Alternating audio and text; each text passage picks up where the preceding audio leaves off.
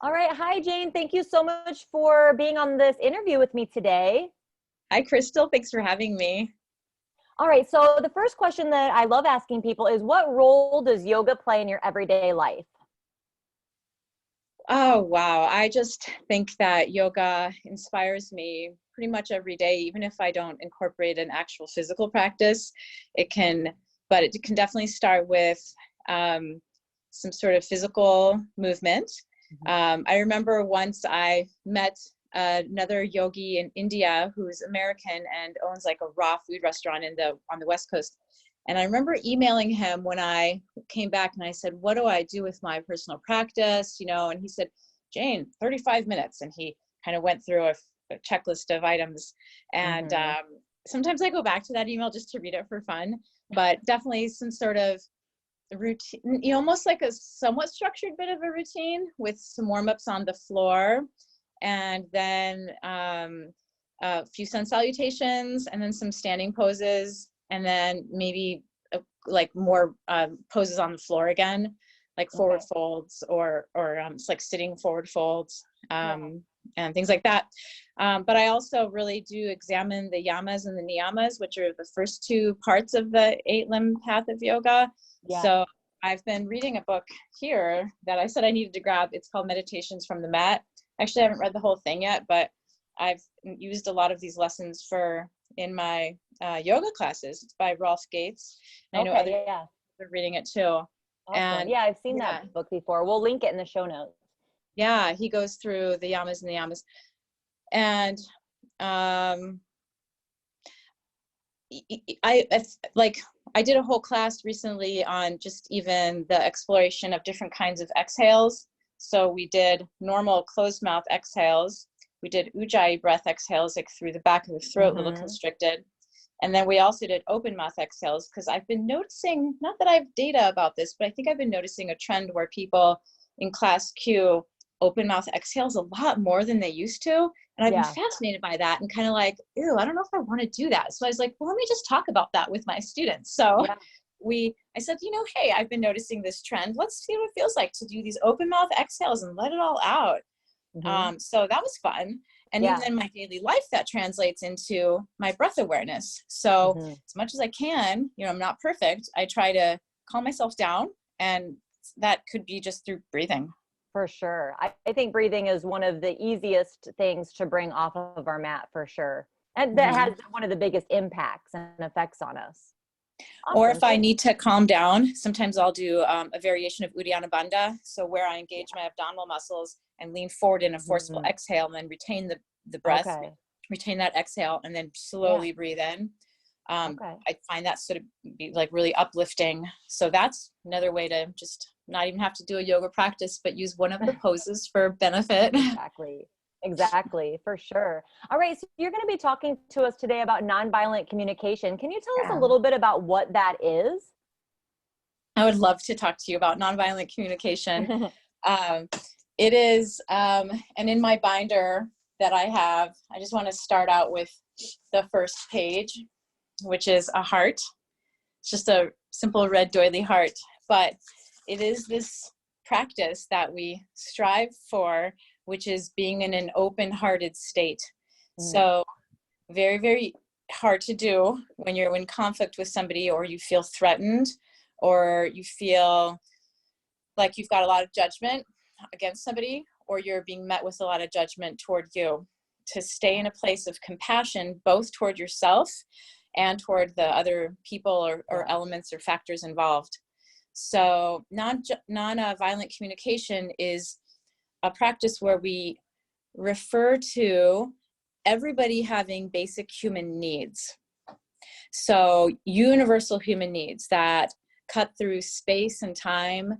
So where, people would say, I really need those dishes done. Well, so people haven't always used dishes. We might not need dishes done a certain way, or, people Mhm. sometimes have disposable cups and plates. So what does that really mean, do dishes? It could mean a need for order. And order is something that Mhm. has been understood by humans, I think, throughout time and all countries. Everybody can understand order, young, old, Yeah. or another broad category. So there are some categories of needs. They would be like safety, learning, connection, meaning, and maybe authenticity, some others. Okay. Yeah. So does it kind of have to do with like whenever you, and correct me if I'm wrong, but like if you get triggered, like thinking about why you're getting triggered, and it probably boils down to one of those basic needs Yeah, or areas? exactly. Okay. Okay. Yeah. Yeah. And so we use that word triggered like a lot. So, and Okay. another synonym for that would be a stimulus. Okay. So people will say, you make me so angry. And it's Right. taking responsibility for ourselves and saying, no, I feel angry. The stimulus is Exactly. from you, but Right. not all people react the same way to a stimulus. And the classic Right. example with NVC is that if somebody says that they're late for something, and this just happened to me yesterday, literally just yesterday, the person was like, I'm so sorry, I'm late. The baby wouldn't get up on time because of the time change recently. And I was like, I'm good. Like I can use this 15 minutes, not triggered. No, I'm not, Yeah. because I have to go hang up some laundry that I really want an extra hour to have time to dry. And so, whereas another person could be very triggered by that same stimulus of another person being late because Right. they're on a time schedule, or the person's consistently late with them, or they worked a Mhm. lot in order to be there on time themselves, you know. Right. So then that's where you want to check in and be like, okay, I'm owning my feeling here. This is like a mental thought process you do yourself, hopefully, rather than like expressing and spewing stuff at the person. You go through this process yourself, or journal, or Mhm. talk to somebody. There are other techniques for this process too, but you go through your inventory of needs and say, what needs of mine are not being met with this Yeah. situation? How Mhm. can I translate their behavior into them meeting their needs, and my behavior, how can I translate it into meeting my needs? So, okay, I need order, I need predictability, I need efficiency. But no, yesterday I needed time also. I needed Right. flexibility too. So it was sweet. Yeah, exactly. Yeah. Um, and so in NVC, we've got a couple of tools for like playing with this, Mhm. and they're kind of cute. I'm going to bring them up here. They're um, little puppets, and this is a giraffe. Hello. um, and the giraffe is a symbol in nonviolent communication of love because it has a really big heart. And the reason Hmm. it has such a big heart is because it has a very long neck and needs that big heart to pump all the blood up to Oh the yeah. precious vital brain. Yeah. The brain is still important for this animal. And so the open big heart is why we love the giraffe in NVC. And so we sometimes call it like giraffe communication, or using giraffe language. And then the opposite animal, which not this is a little bit controversial, but it's a jackal. So this is kind of more like a wolf-like creature. And in reality, we know that even wolves and jackals are family oriented. Okay, no disrespect, but for the purposes of NBC, we want to just stick with another animal that Yeah. has a colder, smaller heart. Mm. And so we call it jackal language. And it can even be a verb. Like you can say, I'm jackling myself now. I'm jackling you. And this is part of our process, is to look at and examine all the labeling, judging, diagnosing, and things like that we do. It's just so funny because I teach a lot of this stuff and I didn't even know that. Like we just had a challenge in my Facebook group and it was all about identifying your inner mean girl and all of those things that your inner mean girl says and how that stuff can trigger you and what that actually is and where it comes from. So this is very interesting. So I'm going to have to start incorporating more of these. I'm excited Oh, I would to love for learn. you to, yeah. So the jackal and the mean girl are super useful. All that they're doing is expressing their unmet needs. Or when you're I like jackling, you're that. expressing your unmet needs. So the founder of nonviolent communication was Dr. Marshall Rosenberg, and this was about in the 1970s. And he was actually a psychologist. So his job was to, say you're schizophrenic or you're bipolar, whatever. And he didn't like that method anymore. He thought that really anybody's behavior can be seen compassionately as them just trying to meet their needs. Mm. Sometimes the expression of their behavior is tragic. and it doesn't meet our needs or even their other deeper needs, or a lot of their needs. Like it meets a few. So what we try to do is it's like translating is a key verb. We try to keep translating into what people's behavior means. So the mean girls, maybe some of their needs would be for self-expression or belonging or contribution to a group, you know, and you can say, I see you, I know you probably want to belong. And also, so tone of voice is really important too. So we're not being insincere, you know. If you're approaching a mean girl or a jackal with any amount of sarcasm or insincerity, like people can pick that up, you know. But that's where like this amazing difficult practice of opening your heart comes into play, where you go, no, it takes a lot of self-empathy, a lot of self-connection to know, be clear what your values are. And for me, like with my kids too, I've been clear and I've said, you know, I don't have to be right. I just need to connect with you. And there are quotes about that too. I actually can't remember one right now, but like being right is kind of the death of a relationship. You know, what's more facilitating a relationship is the desire for connection. So to be clear about our needs and our values for connection. And then we don't need to like fight for our dignity or, you know, even anything else on a project or anything. We just want to make sure that throughout the whole thing, we have this notion of peace. And another thing I want to say before we get too far away from what the definition of nonviolent communication is that it really is based on the premise that human beings are hardwired for connection. So some people would say, no, I got to protect my own, or, you know, we're kind of a dog eat dog world. But actually there's another premise, which is that we are group creatures and we do need each other. And somewhere along the line, we get defensive and we get protective and we get forceful and violent, and not even just physically violent, but, you know, our systems are violent and based on extrinsic motivation. So a lot of this goes to a notion that, no, we have this inner compulsion that's natural to be with people and to be in harmony, and society flows more easily that way. I mean, maybe we've had episodes of war, of course, but, you know, mostly we live in harmony. Like this is how we function and evolve as a species. So that is a basic precept of nonviolent communication that I also just find so attractive, and goes along with yoga too. The union, the idea of union. A lot of it is definitely very yogic. I see a lot of the common threads. Now, where all is nonviolent communication being taught and implemented? Because I mean, I could see it benefiting in so many areas. Well, in the Chicago area and throughout the world, there are practice groups. And so in Chicago, we have a practice group on Monday nights and in Hyde Park, and on Tuesday nights in Rogers Park, and on Wednesday nights in Logan Square. And then I'm going to be starting up one in Oak Park on, I think, either Tuesday or Wednesday nights. I'm going to actually start a 6-week workshop. Then there are 2 certified nonviolent communication trainers in the Oak Park area, in the Chicago area. And they have clients that they work with too. I'm also working with clients. Any nonviolent communication like practitioner can talk about NVC. It's just that I'm personally not certified.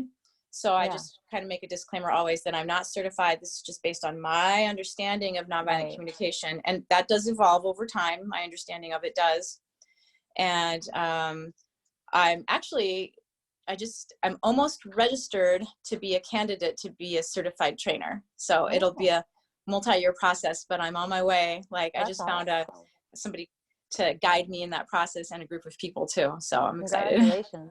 So is it being taught in schools? Like I could see it being taught in schools, and then and then do you bring it into yoga classes? Is it like what all types of places is it starting to show up in? There is not so much nonviolent communication that I know of overall in schools, but I know some areas do have it. We were just talking about Champaign-Urbana, and in Illinois and central southern Illinois, there is an organization that works with nonviolent communication in the school systems. And it's sprinkled probably throughout the world in various degrees in the school systems. I'm not sure it's really made much headway in there. I do see yoga programs going into the schools, so maybe NVC will soon follow.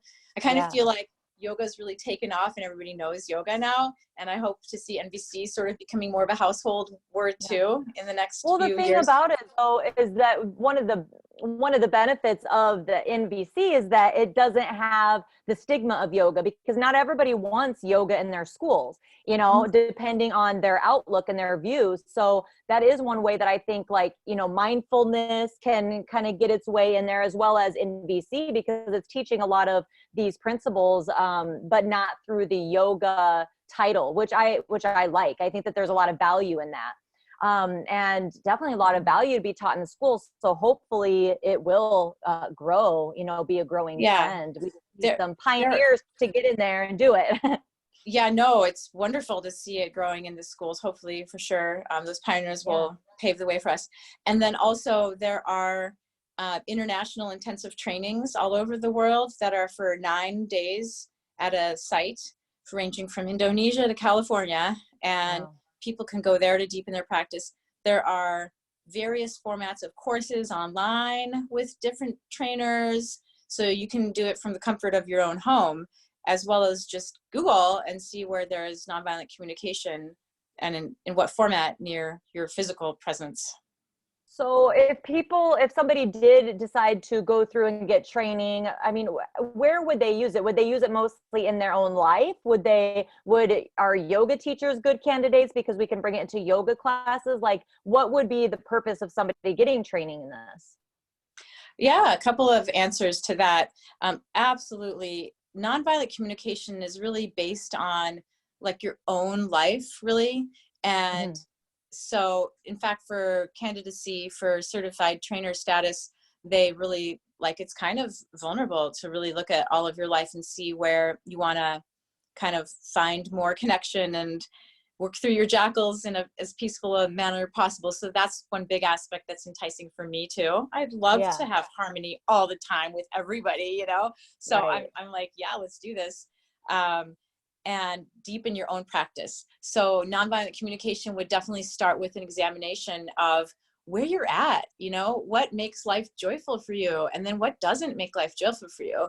So in the clients, the like private clients that I've worked with NVC, we work every week on, you know, any household type problem that comes up.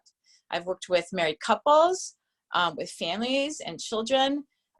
Marshall Rosenberg would always say that it only takes one person to technically know NVC. So if you kind of are awakening your consciousness of nonviolent communication, that's on you to be able to go and translate the situations and your responses to them in your life. So people aren't going to know really what you're doing, and they're not going to necessarily stop their, you know, jackling or whatever. They're going to just judge and critique and dismiss and blame and shame. And then you can take that in a more grounded way, hopefully, to be able to see what they're trying to do, and then meet them with compassion in that. I find that I use a lot of empathy giving with people. And I'll share with the listeners and viewers here that when you're giving empathy to somebody, it's so satisfying to guess what is their need. And it's different from giving advice or minimizing or, you know, any variety of other tactics. It's like giving empathy. It's called giving empathy. And when you do it, you can notice their response, that they'll be saying yes. They're like, yeah, oh, yeah, you know. So the amount of yeses that you get, that's kind of like this empathy moment where you've helped them figure themselves out. So this can be done, you know, obviously with everybody. You can do it with the grocery store clerk.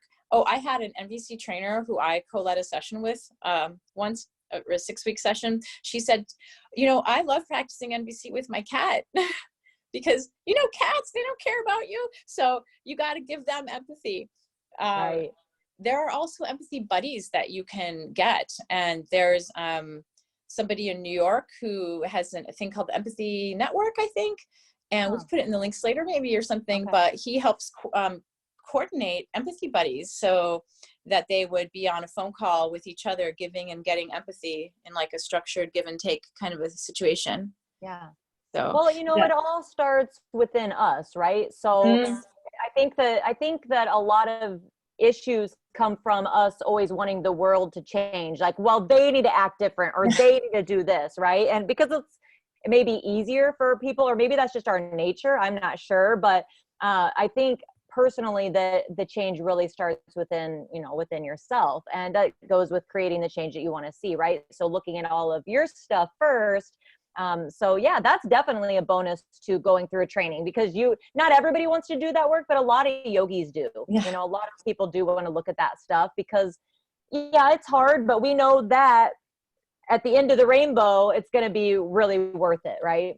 Gosh, yeah, you just hit on something very important, that people are not always in a space to receive, being in an open-hearted place in their life. So we as trainers and as NVC practitioners, you know, which is everybody can practice this. We can be in a consciousness of this, but another person might not be receptive to that consciousness just yet in their life.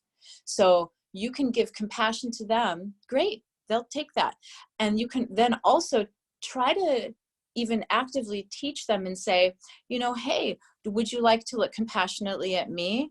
And, you know, they might not be in a space to do that. But also I find once you breathe, it definitely starts with breathing, and connect with your needs in a situation, empathize with somebody, they can get softer.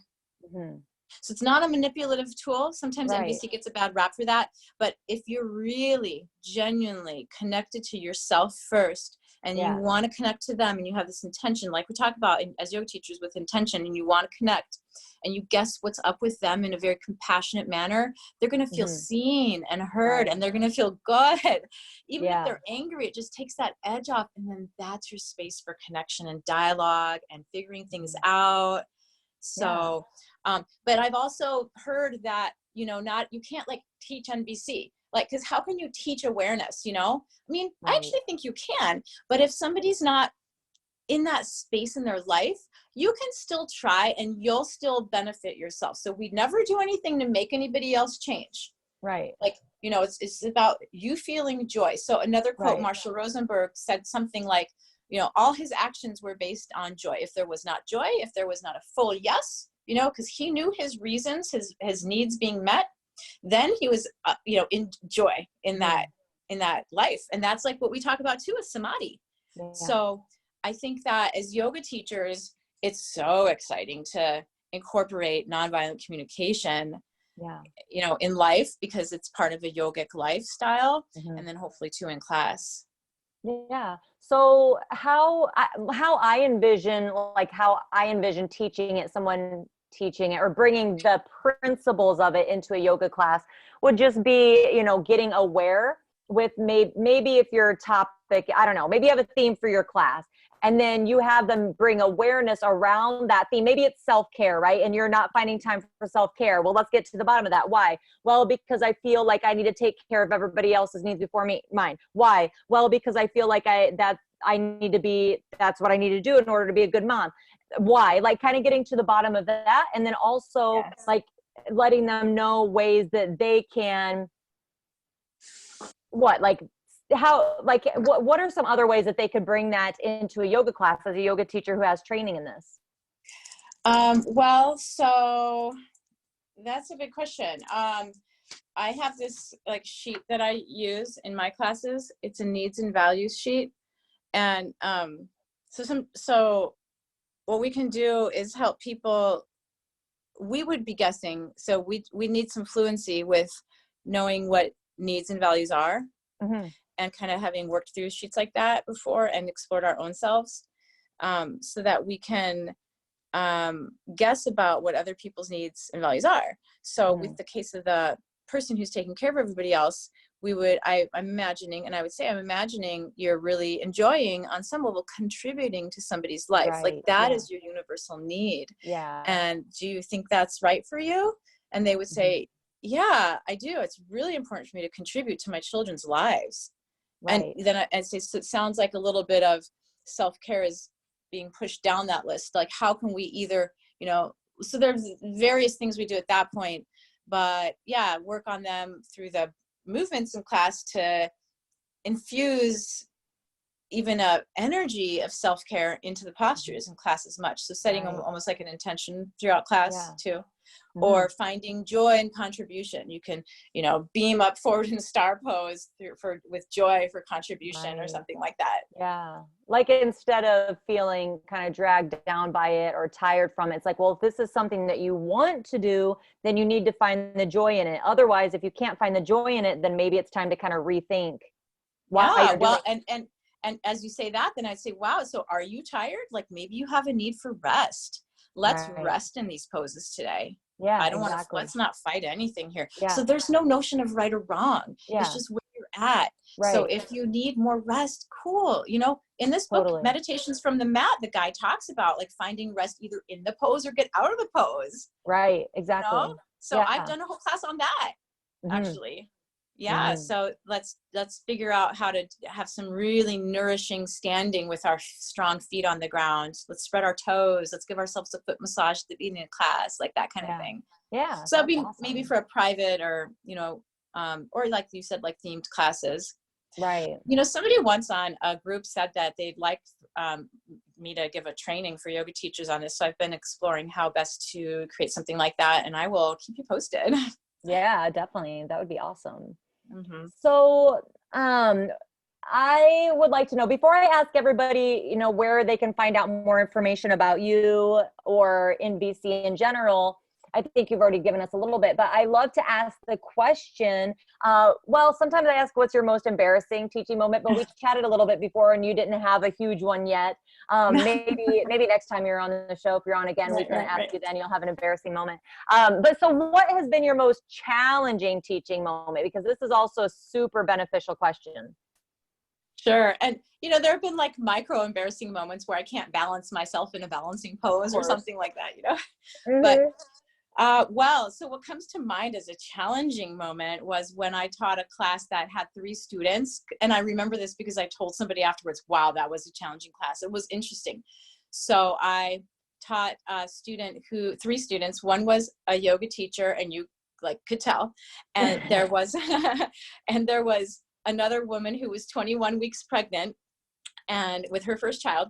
And then there was the third woman who was coming back to her very first class after 8 months gone from some severe injury. Oh my gosh. I don't remember what was the title of this class? It was, I think, vinyasa, like a very, I don't remember if it was a basic class or not. It was not a restorative class, but it was, so it must've been just a vinyasa class. Okay. But a very basic one. Yeah. Yeah. That would be very challenging to have to juggle all of that, especially if you're you were a newer teacher at the time, or. Yeah. So that makes it really hard. I used to be a special education public schools teacher. So I'm used to that idea of scaffolding and giving people the right kind of support for success, climbing up the rungs of a ladder. So I just kind of incorporate that into my yoga teaching as well. That's a very useful skill. Yeah. Yeah, for sure. Awesome. Well, okay. So how can everybody find out more about you or NVC if they're interested in learning more? So the main hub for all things NVC in the United States is the Center for Nonviolent Communication. And it's CNVC I'm trying to see if it's com or org. It's the Center for Nonviolent Communication. Okay, awesome. Yeah, we'll link it up in the show notes and make sure. For short is CNVC. Okay. And then for me, my website is kind of clunky right now. I'm toying around with changing it, but it's janefreedomwithin.com.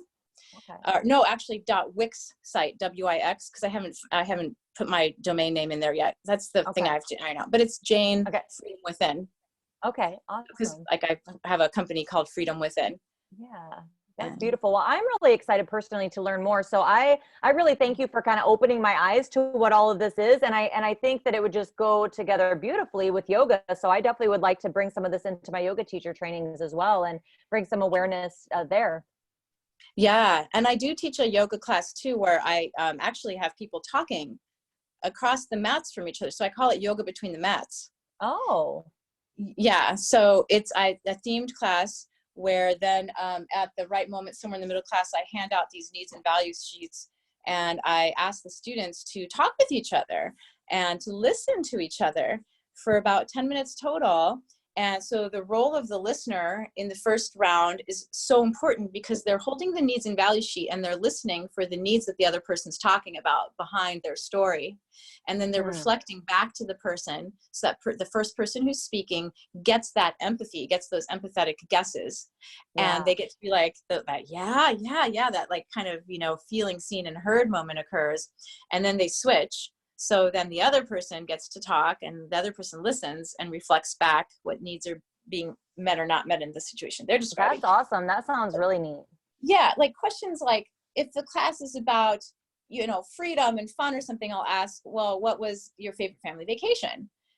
And so it can be light like that. I've done things for corporate groups, so I know what kind of boundaries they want to maintain with each other, but yet deepen their comfort and connection and experience with each other. Yeah. So, well, very cool, Jane. I'm really excited to, again, like I said, learn more, and hopefully, I will meet you in person someday since you're not that far away. Yeah. Thank you. Likewise. All right. Thanks. And yeah.